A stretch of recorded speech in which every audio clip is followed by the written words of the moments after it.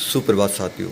जैसा आपको पता है, इस समय मैं सिंदरी में हूँ और सुबह के 9 बज रहे हैं। बालोतरा से मैं 4:30 बजे बस में बैठा था, यानी बस काफ़ी लेट थी।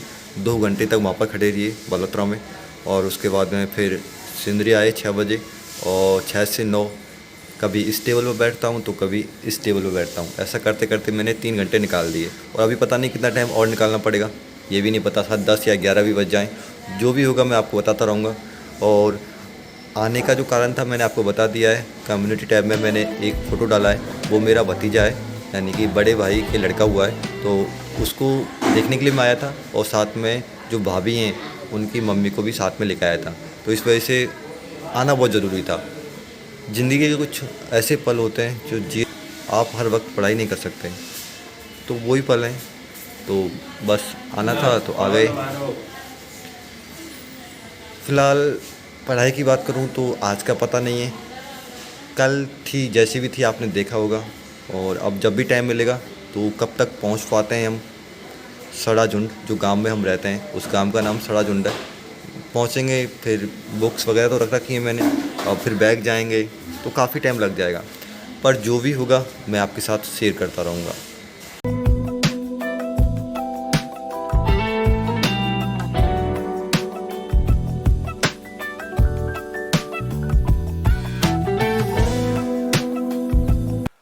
घर पर पहुंच चुके हैं और नहा लिया हूँ, जिससे थकान होती है सफ़र की वो ख़त्म हो जाती है।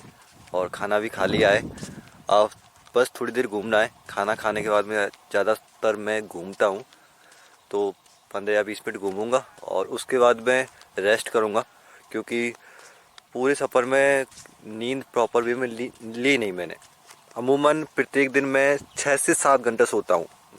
ये फिक्स है मेरा रूटीन कि 6 घंटे तो सोनी है। कभी 8 भी हो जाते हैं तो 7 भी हो जाते हैं। 6 घंटे से कम कभी भी नींद नहीं लेता, पूरी नींद लेता हूँ। और उसके बाद में फिर पूरे दिन में काम करता हूँ, पढ़ते हैं, नोट्स बनाते हैं, जो भी करना है, कहीं जाना है, तो उसमें थकान का कोई नामसान नहीं होता। इसलिए दिन में नहीं सोता, रात को पूरे 6 घंटे की नींद लेता हूँ, और जो काफ़ी ज़रूरी होती है, क्योंकि माइंड जितना ज़्यादा वर्क करता है उतना उसे रिलैक्स दिया जाना भी आवश्यक होता है, वरना मशीन की तरह उसके पार्ट्स भी गर्म हो जाते हैं। अब उसके बाद में जो नेक्स्ट स्टेप होगा तो क्लासेस देखता हूँ लूँगा या नहीं लूँगा, जो भी रहेगा। पर सोच रहा हूँ कि रिवीजन करना ज़रूरी है, तो रिवीजन ज़रूर करूँगा, क्योंकि मेरी बहुत सारी क्लासेज ऐसी जिनका मैंने दुआ से पढ़ा नहीं है उनको।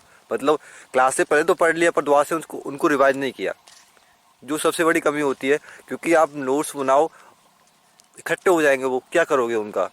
पढ़ना भी बहुत ज़रूरी होता है, तो साथ साथ में उनका रिवीजन करें। पढ़ना कंपलसरी है, और सबसे बड़ी गलती मैं खुद ही कर रहा हूँ ये। तो सबसे पहले तो मैं इसी में सुधार करूँगा। 2 या 3 दिन थोड़ी क्लास मेरी डिले रहेगी, नेट का थोड़ा सा इशू रहेगा, तो उसका बेनिफिट ये रहेगा कि मैं जितनी भी क्लासेज हैं जो भी रह रही हैं, साइकोलॉजी में, वर्ल्ड ज्योग्राफी में, संविधान में, और इधर अपने सब्जेक्ट का जो पेपर है उसमें मैंने 5 क्लास फिजिक्स की ले रखी हैं, 3 क्लास केमिस्ट्री की ले रखी हैं, ऑटोमिक स्ट्रक्चर की 4 क्लास ले रखी हैं, और उसके अलावा बायोलॉजी की मैंने 3 क्लास ले रखी हैं। तो परंतु अब साथ में ये सोच रहा हूँ कि बायोलॉजी का कंपलसरी पढ़ना ज़रूरी है, क्योंकि मेरी जो पीजी सब्जेक्ट है जो जियोलॉजी है, और 11-12 होता है वो, इस वजह से मैं चाहता हूँ कि अपने 11-12 जो बेसिक होता है उससे स्ट्रॉन्ग कर लूँ। पढ़ा है, सब पढ़ते हैं, 11-12 में पढ़ा था। इसके अलावा कुछ कम्पिटिटिव एग्जाम की तैयारी करते हैं, तब भी उस सब्जेक्ट को पढ़ा था।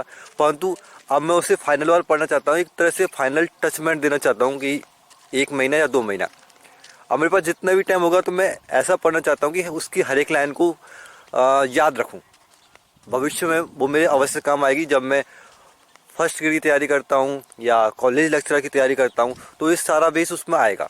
इसलिए उसको मैं सोच रहा हूँ कि स्ट्रॉन्ग बना लूँ। यहाँ से जाते जाते यहाँ पर 15 या 20 दिन मिलेंगे, तो उसमें 11th क्लास की बुक को करने की कोशिश करता हूँ, जितने भी उसमें से चैप्टर हो पाते हैं उनको। तो आप समझ पा रहे होंगे, आशा करता हूँ।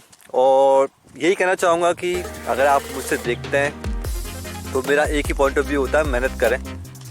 आप जो काम कर रहे हैं वो करते रहें, और साथ में जो आवश्यक काम होते हैं, यानी लाइफ के अदर वर्क होते हैं, वो भी करने ज़रूरी होते हैं। उनकी भी इम्पोर्टेंस उतनी होती है जितनी पढ़ाई की होती है। ऐसा नहीं है आप पढ़ाई में खो गए। शाम हो चुकी है, 4:30 हो रहे होंगे, क्योंकि मोबाइल तो इस समय सानू के पास है, सानू देखने लग रही है।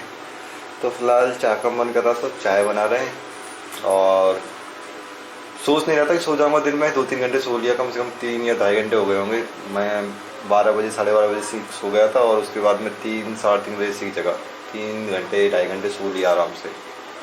तो फिलहाल तो चाय पीते हैं।